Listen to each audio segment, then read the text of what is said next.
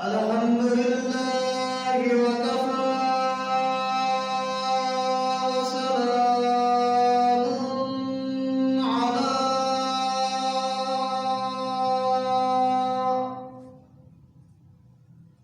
سيد الرسل وخاتم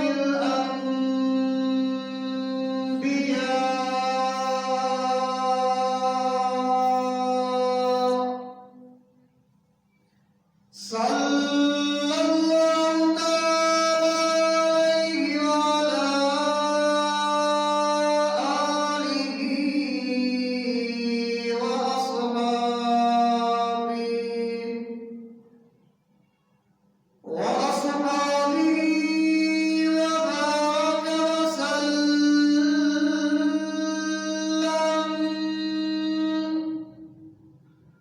وبارك وسلم تسليما كثيرا كثيرا صلاة تكون للنجاة وسيلة ولعلو الدرجات كفيلا صلاة تحل بها العقد وتفرج بها الكرب صلاة تكون لك رضاء وبحقه أداء فقد قال الله تبارك وتعالى في القرآن المجيد والفرقان الحميد أعوذ بالله من الشيطان الرجيم بسم الله الرحمن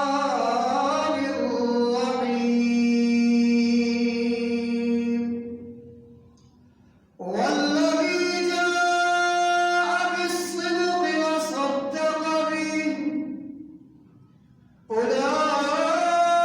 أولئك هم المتقون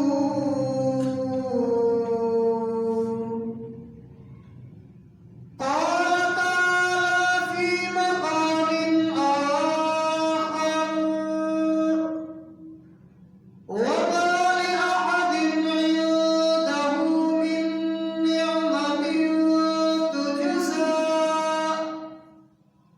إلا ابتغاء وجه ربه الأعلى ولسوف يرضى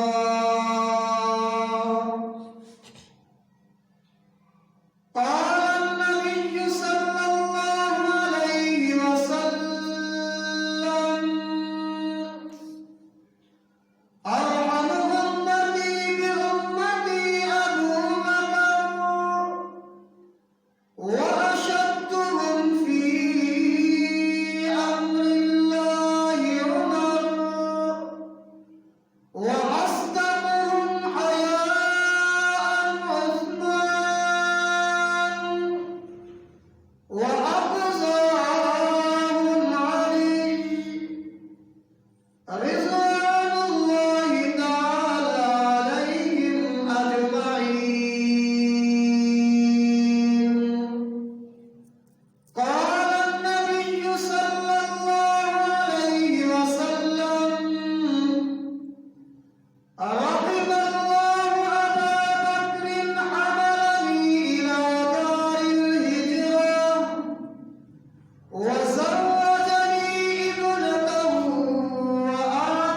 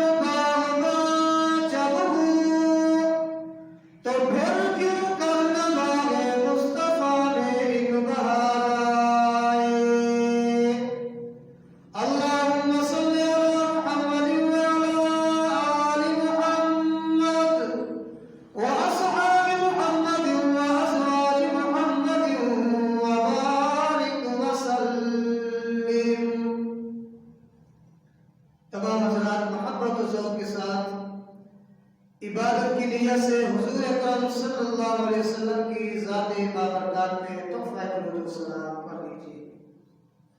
اللہم صلی اللہ علیہ وسلم.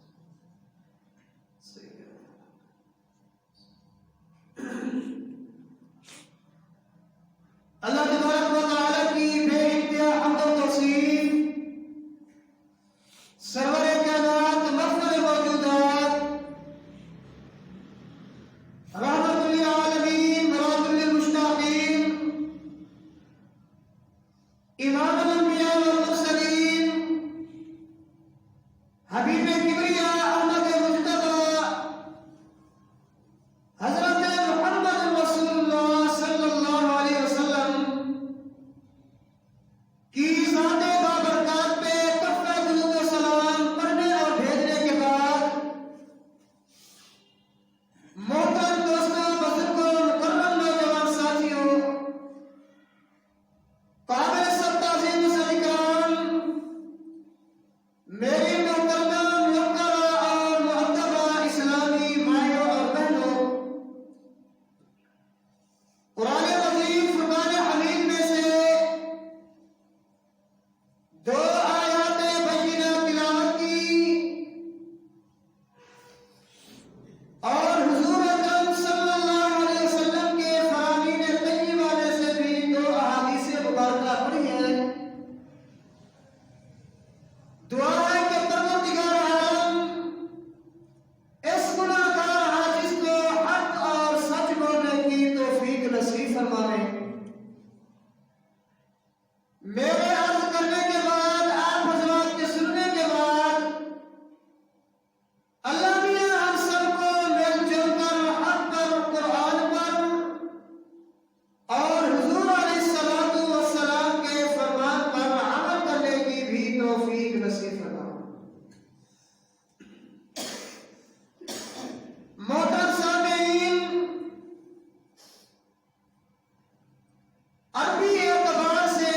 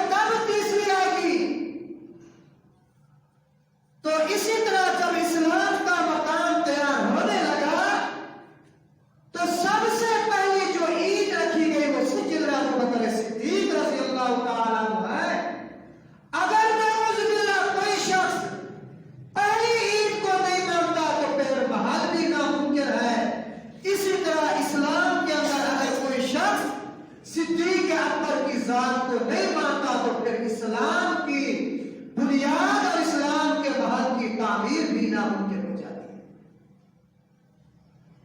آپ گنتی شروع کرتے ہیں، سب سے پہلے ایک کا لفظ بولتے ہیں، پھر 2 آئے گا، پھر 3 آئے گا، پھر 4 آئے گا۔ اگر نعوذ باللہ کوئی شخص کہتا تو ایک کو نہیں مانتا، آپ کہیں گے بھائی تو پاگل ہے، بے وقوف ہے۔ جب تک ایک کو نہ مانا جائے دوسرے کا تصور محال ہے، ناممکن ہے۔ بالکل اسی طرح جب ہم اسلام کے افراد کی تعداد اور ان کی گنتی شمار کرتے ہیں تو سب سے پہلے جو نام نامی اسم گرامی آتا ہے وہ سیدنا ابوبکر صدیق رضی اللہ تعالیٰ عنہ کا ہے۔ یہ وہ شخصیت ہے جنہوں نے سب سے پہلے رحمت کائنات صلی اللہ علیہ وسلم کی ذات پہ کلمہ پڑھا ہے۔ حضرت ابوبکر صدیق وہ شخصیت ہے جنہوں نے شب ہجرت کے اندر رحمت کائنات کا ساتھ لیا تھا۔ جب کفر کی ننگی تلواریں تھیں اس وقت حضرت ابوبکر صدیق صحبت نبوت کے اندر تھے۔ تو یہ ساری چیزیں، یہ ساری شانیں، یہ مناقب، یہ فضائل، یہ صحابہ کے مراتب آپ کئی مرتبہ علماء سے سن چکے ہیں اور سن رہے ہیں، لیکن میں ایک طالب العلم ہوں۔ میرے ناقص علم کے اندر اور میرے ذہن کے مطالعے کے اندر جو میں نے کتابوں کا مطالعہ کیا ہے، میں نے خلفائے راشدین علامہ جلال الدین سیوطی رحمۃ اللہ علیہ کی کتاب کا مطالعہ کیا، میں نے خلافت راشدہ حضرت مولانا عبدالشکور لکھنوی رحمۃ اللہ علیہ کی کتاب کا مطالعہ کیا، میں نے مذہب المجالس کا مطالعہ کیا، میں نے جلال الدین سیوطی رحمۃ اللہ علیہ کی کتاب خصائص کبریٰ کا مطالعہ کیا ہے، لیکن میرے ذہن کے اندر اور میرے مطالعے کے اندر حضرت ابوبکر صدیق رضی اللہ تعالی عنہ کا جو امتیازی مقام آتا ہے، جو امتیازی شان آتی ہے، وہ یہ ہے کہ سیدنا ابوبکر صدیق رضی اللہ تعالی عنہ نے ساری زندگی کبھی حضور کی رائے کے خلاف رائے نہیں دی۔ بس ساری زندگی کے اندر کبھی نبوت کے خلاف حضرت سیدنا صدیق اکبر نے کوئی رائے نہیں دی۔ جیسے اللہ کے نبی نے کہہ دیا، جو بات اللہ کے نبی نے فرما دی، حضرت ابوبکر صدیق نے فوراً کہہ دیا صدقت انت یا رسول اللہ، اللہ کے نبی آپ جو کچھ فرما رہے ہیں سچ فرما رہے ہیں۔ تو سیدنا صدیق اکبر کا سب سے بڑا مقام اور سب سے بڑی شان اور سب سے بڑا مرتبہ یہی ہے کہ آپ نے کبھی بھی اللہ کے نبی کی رائے کے خلاف، کبھی بھی حضور کی منشا کے خلاف نہ اپنی منشا ظاہر کی، نہ اپنی رائے ظاہر کی۔ یہ کئی مقامات ہیں، کئی جگہ ایسی ہیں کہ جہاں پر اس چیز کو بندہ اگر دیکھے تو معلوم ہوتا ہے واقعی جو نبوت کی رائے ہوتی تھی وہ صداقت کی رائے ہوتی تھی، جو حضور کا مشورہ ہوتا تھا وہ صدیق کا مشورہ ہوتا تھا۔ جیسے حضور چاہتے تھے سیدنا صدیق اکبر کے دل کے اندر بھی اللہ نے وہی بات ڈال دیتے تھے۔ آپ دیکھیں غزوہ بدر کے قیدیوں کا مشورہ آیا، فیصلہ آیا، صلح حدیبیہ کا مقام آیا، غزوہ احزاب کا مقام آیا، جو بھی چیز آتی ہے تو ابوبکر صدیق رضی اللہ تعالی عنہ کا مشورہ سر فہرست آتا ہے، اور نبوت جو فیصلہ کرتی ہے حضرت ابوبکر صدیق کا بھی وہی فیصلہ ہوتا ہے۔ ایک بات کیا، صلح حدیبیہ ہوا، اللہ کے نبی صلی اللہ علیہ وسلم عمرہ کرنے کے لیے جا رہے ہیں۔ جب آپ حدیبیہ کے مقام پہ پہنچے، ادھر سے کفار مکہ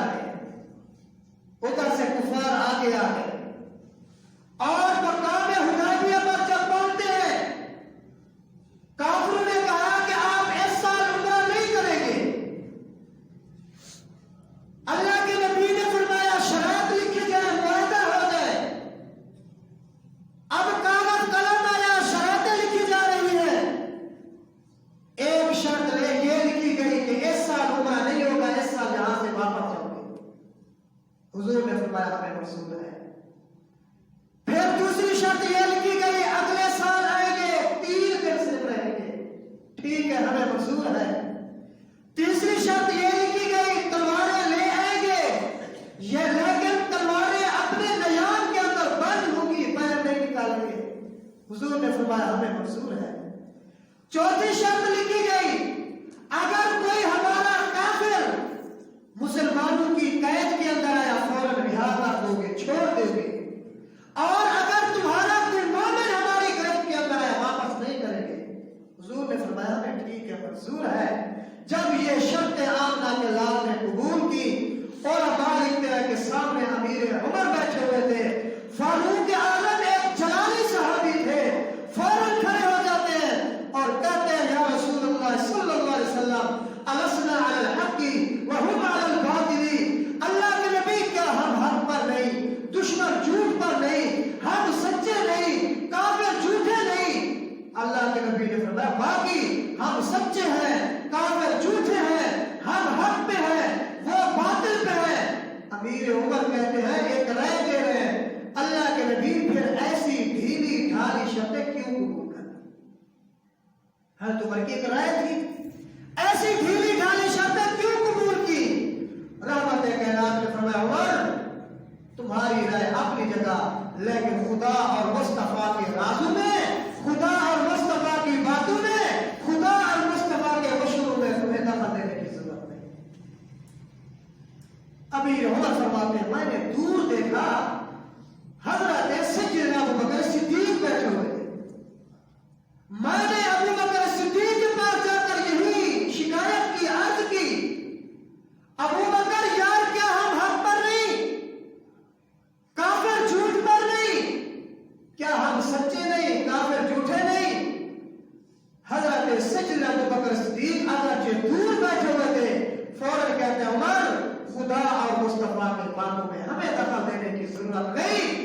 معلوم ہوتا ہے صدیق کہتے بھی اسے ہیں جو مزاج شناس نبوت تھا، صدیق اسے کہتے ہیں جو رمز شناس نبوت تھا، واقف اسرار نبوت تھا، کاشف رموزات نبوت تھا، جو پیغمبر کے دل میں بات ہوتی تھی اللہ وہی بات سیدنا ابو بکر صدیق کے دل کے اندر ڈال دے۔ امام الانبیاء سرکار دو عالم صلی اللہ علیہ وسلم نے سیدنا ابو بکر صدیق کی بڑی شان بیان کی، آپ نے سیدنا ابو بکر صدیق کے بڑے فضائل بیان فرمائے، آپ نے سیدنا ابو بکر صدیق کی بڑی صداقت بیان فرمائی۔ علماء کرام سے آپ سنتے ہیں کئی حدیث ہیں، بے شمار احادیث ایسی ہیں جن کے اندر سیدنا ابو بکر صدیق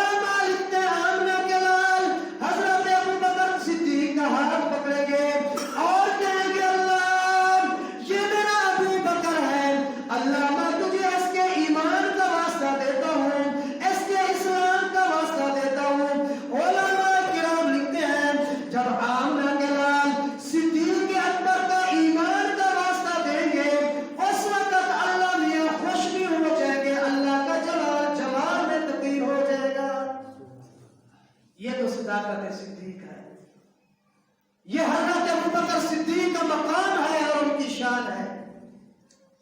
پھر آواز آئے گی، آمنہ کے لال فرمائیں گے اللہ میاں آج میدان محشر ہے، نفس و نفسی کا عالم ہے، لوگ پسینے سے شرابور ہیں، مہربانی فرمائے اللہ میاں آج حساب و کتاب شروع کریں. غیب سے آواز آئے گی، رحمت سے آواز آئے گی، میرا محبوب کون ہے وہ شخص جو میرے سامنے آ کر آج حساب و کتاب دے، آج میرے سامنے آ کر ایک ایک لحظے کا حساب دے، ایک ایک ذرے کا حساب دے، ایک ایک سانس کا حساب دے. آمنہ کے لال فرماتے اس وقت میں میدان محشر کے اندر نظر دوڑوں گا، آدم اپنی امت کو دیکھیں گے، نوح اپنی امت کو دیکھ رہے ہیں، ابراہیم اپنی امت کو دیکھ رہے ہیں، جناب موسیٰ اپنی امت کی طرف تک رہے ہیں، جناب عیسیٰ اپنی امت کی طرف نگاہ کر رہے ہیں. اس وقت آپ صلی اللہ علیہ وسلم فرماتے ہیں میں سارے انبیاء کی امتوں کو دیکھوں گا، سارے انبیاء کو دیکھوں گا، لیکن سب کہیں گے نفسی نفسی. سب کی نگاہیں یوں نیچے جھکی ہوں گی، سامنے نظر پڑے گی ابو بکر صدیق کی ذات پر. آمنہ کے لال فرماتے ہیں میں حضرت ابو بکر صدیق کا ہاتھ پکڑوں گا، میں کہوں گا اللہ یہ تیرے سامنے بندہ لے آیا ہوں، مہربانی کرو حساب و کتاب شروع کر. غیب سے آواز آئے گی، رحمت سے آواز آئے گی، میرا محبوب آج تو تو وہ شخص میرے سامنے لے کر آیا ہے جس نے تیرے ساتھ کبھی حساب نہیں کیا، میں اللہ اس کے ساتھ بھی حساب نہیں کرتا. اللہ میاں تو صدیق کو اتنا شان دیتے ہیں، اتنا مقام دیتے ہیں، آج بھی وہ کتیا اسی صدیق پہ بھونکتی ہے، آج وہ اسی صدیق کی گستاخی کرتی ہے اور کہتی ہے زہرا کو حق نہیں ملا. وہ بدبخت تجھے سمجھ ہے 1400 سے علماء کو سمجھ نہیں آیا یہ مسئلہ. یہ تیرے اور میرے ایمان کا امتحان ہو رہا ہے، یہ دیکھا جا رہا ہے کہ آیا مسلمانوں کے اندر کتنا ہے. اللہ سے دعا کرتے ہیں اللہ ہم سب کو صحابہ کرام کے ساتھ محبت نصیب فرمائے. اللہ ہم سب کو سیدنا صدیق اکبر کی عظمت کو سمجھنے کی توفیق عطا فرمائے. اللہ اس کتیا کا اس بدبخت کو جہنم نصیب فرمائے جس نے یہ بکواس کی، جس نے صدیق اکبر کی گستاخی کی. انشاءاللہ اللہ بھی ضرور دکھائیں گے کہ وہ جہنم کے اندر جائے. اللہ نہ اپنی نبوت کی گستاخی برداشت کر سکتے ہیں اور نہ اپنے صحابہ کی گستاخی برداشت کر سکتے ہیں. یہ کون ہوتی ہے جو اس طرح کی گدھے کی طرح کتے کی طرح لمبی لمبی زبانیں دراز کرتی ہیں؟ کئی ایسی ہیں بھونکنے والی، کئی ایسی ہیں وہ بھی چلی گئی ہیں، یہ بھی چلی جائے گی. لیکن تیرے اور میرے ایمان کا تھوڑا امتحان ہے آج جو ہمارے اندر ہے. آج ہم سنتے ہیں لیکن کچھ کرتے بھی نہیں. مشکات شریف کے اندر حدیث ہے، آپ نے فرمایا کہ اللہ تبارک و تعالی نے مجھے اپنے صحابہ کا مہمان بنا کر بھیجا ہے، میری حفاظت میرے صحابہ کریں گے، اور فرمایا کہ میرے صحابہ کی حفاظت میری آنے والی امت کرتی رہے گی. اگر ہمارا ایمان ہے، ہماری واقعاتاً یہ عقیدہ ہے کہ صحابہ سارے کے سارے سچے ہیں، صحابہ سے کبھی غلطی نہیں ہو سکتی، صحابہ سارے کے سارے محفوظ ہیں. ان الحسنات یذہبن السیئات، جن کی عظمت قرآن بیان کرتا ہے. فرمایا صحابہ سے اگر کوئی نامناسب کام ہو بھی گیا، صحابہ سے غلطی سرزد ہو بھی گئی، صحابہ کی نیکی میں اللہ نے وہ تاثیر رکھی ہے. فرمایا کہ کپڑے کا داغ دھلنے کے بعد داغ ختم ہو جاتا ہے. صحابہ کی غلطی کے بعد جب نیکی کرتے ہیں، صحابہ کی نیکی میں اتنی تاثیر ہے ان کا گناہ دھل جاتا ہے. اللہ ہمیں صحابہ کرام کے ساتھ محبت رکھنے کی توفیق نصیب کرے. ایک حدیث مبارکہ میں نے ابھی پڑھی خطبے کے اندر، رحم اللہ ابا بکر حملنی الی دار الہجرہ وزوجنی ابنتہ وعاتق بلالا. 3 جملے رحمت کے نام نے خالصتاً سیدنا ابو بکر صدیق کے لیے مانگے. رحمت والے ہاتھ اٹھتے ہیں، وہ ہاتھ اٹھے، اگر چاند کی طرف اٹھتے ہیں چاند کا ٹکڑا ہو جاتا ہے. اگر یہی ہاتھ ابو ہریرہ کی ماں کے لیے اٹھتا ہے، گھر میں بیٹھے کلمہ پڑھ لیتی ہے. یہی ہاتھ اگر علی کی آنکھوں پہ لگتا ہے، علی کی آنکھیں ٹھیک ہو جاتی ہیں. یہ رحمت والے کائنات آپ صلی اللہ علیہ وسلم کے ہاتھ مبارک حضرت ابو بکر صدیق کے لیے اٹھ گئے ہیں. فرمایا رحم اللہ ابا بکر، اللہ ابو بکر پہ رحم فرمائے. جس کے لیے نبوت والے ہاتھ اٹھ جائیں اور زبان کون سی چلتی ہے، والنجم اذا ہوا ما ضل صاحبكم وما غوى وما ينطق عن الهوى ان هو الا وحي يوحى. جس کے لیے نبوت کے ہاتھ جڑتے ہیں، نبوت کی زبان بھی چلتی ہے، پھر آپ اور میں خود سمجھیں کہ اس ذات کا کتنا شان اور کتنا مقام. تفصیل انشاءاللہ آئندہ جمعے آئے گی. ایک ہی بات کرتا ہوں، بے ادب بے نصیب کتاب کے اندر علماء نے واقعہ لکھا ہے. شیخ یمنی کا، عرب کا ایک شیخ تھا، یمن کا رہنے والا تھا. علماء لکھتے ہیں یہ شخص ہر سال بیت اللہ کی طرف آتا اور حج کرتا. بیت اللہ آتا، پھر روزے پہ بھی جاتا، روزے رسول صلی اللہ علیہ وسلم پہ. اور یہ عرب کا بہت بڑا شاعر بھی تھا. عربی کے اندر آمنہ کے لال کی شان بیان کرتا، صحابہ کرام کا مقام بیان کرتا. ایک مرتبہ جب یہ روزے پہ آیا اور حضور کی شان میں اشعار پڑے، سیدنا ابو بکر صدیق، حضرت فاروق اعظم، ان کو شیخین کہا جاتا ہے، ان کی شان میں قصیدہ پڑا. اس وقت ایک آدمی ساتھ کھڑا ہوا تھا، وہ سبئی تھا، وہ بدبخت تھا. اس نے سمجھا کہ یہ تو صحابہ کی شان بیان کرتا، ہو نہ ہو کسی طریقے سے اس کو ختم کیا جائے. واقعہ توجہ سننا. اب یہ بزرگ اور شیخ فرماتے ہیں جب میں نے وہاں سے درود و سلام پیش کیا، اس کے بعد وہ شخص میرے پاس آتا ہے اور مجھے کہتا ہے میں آپ کی دعوت کرتا ہوں، آپ میری دعوت قبول کریں. اور جب عرب کا یہ رواج ہے، اب بھی یہی ہے کہ دعوت قبول کی جائے. سنت بھی یہی ہے، آپ نے کھانا کھانا ہے نہیں کھانا، آپ نے پینا ہے نہیں پینا. لیکن اگر کسی نے آپ کو دعوت دے دیا ہے تو دعوت قبول کرنا یہ سنت مصطفیٰ. ٹھیک ہے سنت ہے، قبول کر لو، جائے صحیح، ٹھیک ہے آپ نہیں کھاتے نہ کھائیں کوئی بات نہیں ہے، لیکن دعوت قبول کریں. اب اس نے کہا میری دعوت ہے آپ آج. اب یہ یمن کا جو شیخ تھا یہ کہتا میں اس کے ساتھ چل گیا. چلتے چلتے جب وہ مجھے مکان پہ لے گیا اور جب وہاں پر پہنچا تو دو وحشی، دو بدبخت اس نے بدماش تیار کیے ہوئے تھے. میں جو ہی گیا، ایک نے مجھے ادھر سے پکڑا، دوسرے نے مجھے ادھر سے پکڑا، اور اس بدبخت نے فوراً چھری لی، فوراً تلوار لی، ندراز لی، کاٹنے کی کوئی چیز لے کر آیا اور میری زبان باہر نکال کر کاٹ دی. اور مجھے کہتا ہے کہ اچھا تو اسی زبان سے حضور پہ درود و سلام پڑھتا ہے، اسی زبان سے تو شیخین کی تعریف کرتا ہے، اسی زبان سے ابو بکر صدیق کو سلام پیش کرتا ہے. جا میں نے تیری زبان کاٹ دیجیے جا بھیجا. اب یہ شخص کہتا ہے کہ میں وہاں سے بھاگا. اب راستے کے اندر مجھے تھکاوٹ تھی تو اچانک میں ایک جگہ بیٹھا تو مجھے نیند آئی. اب جب نیند آئی تو نیند کے اندر میں نے ایک خواب دیکھا اور لاجواب. یمن کا شیخ کہتا ہے میں نے خواب دیکھا، خواب ایک نرالا دیکھا.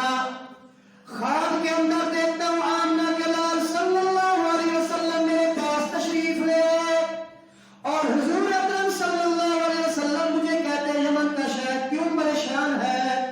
کہتے ہیں زبان میرے ہاتھ کے اندر تھی. میں نے کہا حضور میں روزانہ آپ کا مقام آپ کی شان پا کرتا تھا، آپ کے یاروں کی شان پا کرتا تھا. بدبختوں نے میری زبان کاٹ دی، اب میں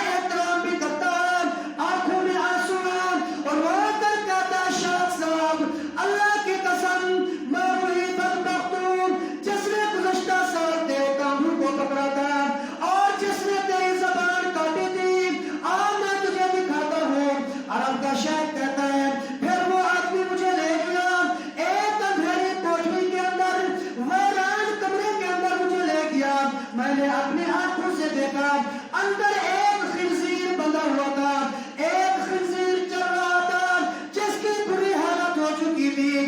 وہ آدمی مجھے کہتا شاہ خدا کی قسم یہ میرا باپ ہوئی بدبخت ہے کہ جس نے تیری زبان کاٹی تھی، کیونکہ تو صحابہ کرام کی شان بڑا کرتا تھا۔ اللہ میاں نے دنیا کے اندر دکھا دیا کہ جس نے میرے صحابہ کے تعریف کرنے والوں کو تکلیف دی، میں اللہ اسی جیتی جاگتی دنیا کے اندر ان کی شکل اگر بندر اور خنزیر جیسی نہ کر تو مجھے اللہ بھی نہ کہنا۔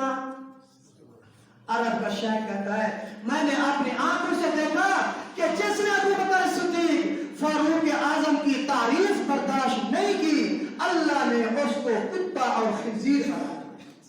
تو اللہ ہم سب کو صحابہ کرام کی گستاخی سے بچائے، اللہ ہم سب کو صحابہ کرام کے نقش قدم پر چلنے کی توفیق نصیب فرمائے۔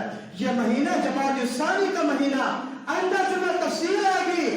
حضرت ابو بکر صدیق 22 جمادی الثانی کو اس دنیا سے تشریف لے جاتے ہیں۔